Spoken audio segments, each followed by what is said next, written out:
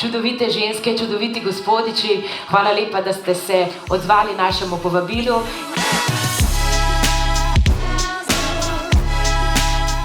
Ja, vzdušje na Kozmo konferenci je super, tako kot vsako leto. Predvsem je fajn, zato ker se zberejo ljudje, ki jih dejansko zanimajo tematike in so zelo dobro občinstvo, ki dejansko posluša in te tudi med predavanjem spodbuja, da še v bistvu deliš kakšne dodatne nasvete.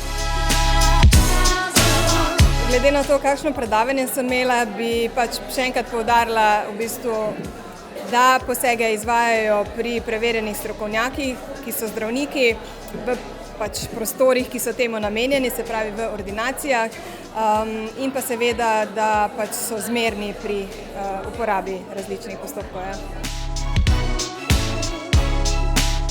Veliko smo govorili o nekih estetskih popravkih, o estetskih posegih, o rekonstrukcijah, o MII, Femtech.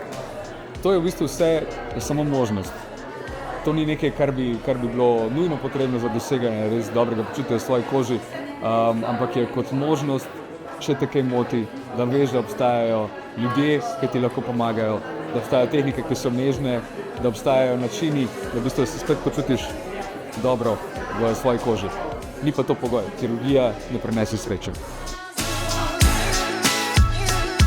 Mislim, da so Slovenci povprečno osveščeni o estetskih posegih in celo malo je v celem svetu žalostno, da tempo tega diktirajo družbena omrežja, ker so informacije pogosto napačne in ne takšne, ki so odraz realnega stanja. Za določen poseg običajno je izustil, se pravi neposredno, se pravi lastna izkušnja, kjer ti v bistvu vidiš oziroma kjer ti spoznaš in lahko zaupaš. In kar se tiče posegov, nekih stvari, ki jih trg ponuja za naše dobro počutje in lep videz, se mi zdi, da tukaj poudarka na psihologiji ni. Dobri smo ne glede na vse. Torej, da vsak človek je že sam po sebi, ker živi, ker obstaja na tem svetu, v bistvu neponovljiva celota in prispeva k svetu.